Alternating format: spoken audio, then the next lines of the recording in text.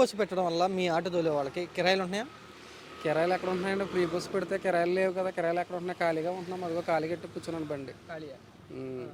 ఎక్కడ bus లేకముందు bus లేకముందు service ఉంటుంది. 400, 500, ఒక 700, 800 కూడా చేసుకునేవారు. అది ఫ్రీ బస్సు పెట్టాకుండా మొత్తం పడిపోయింది. ఇప్పుడు ఎంత వస్తున్నాయి? ఇప్పుడు ఏమీ రావట్లేదండి. వెళ్తే కదా వస్తానికి ఏమీ రావట్లేదు. రోడ్డు మీద 100, 200 వస్తున్నాయి. ఆ ఇల్లు గడుపు ఉండగా ఎక్కడ సరిపోతాయి? పిల్లలతోటి ఫ్యామిలీతోటి ఉన్నాం కదా. సంటి పిల్లలు ఉన్నారు ఇంట్లోనే. ఎక్కడ సరిపోతుంది? కిస్తీ కట్టాలి. కిస్తీ కట్టాలి. నెలకు 6,250 రూపాయలు కట్టాలి. ఎక్కడి నుంచి తెచ్చి కడతామండి? అప్పుడే 2 వాయిదాలు పెండింగ్లో ఉన్నాయి. 2 వాయిదాలు ఉన్నాయా? 2 వాయిదాలు పెండింగ్లో ఉన్నాయి. ఎక్కడ తెచ్చి కట్టమండి? ఇప్పుడు ఈ పథకం పెట్టి చెప్పారు కదా చంద్రబాబు గారు, దసరాకి డబ్బులు వేస్తున్నాం 15,000. ఉన్నామండి. పడలేదు కదా ఇంకా. పడితే పడ్డాయను. పడితే వాయిదాలు కట్టుకుంటామండి.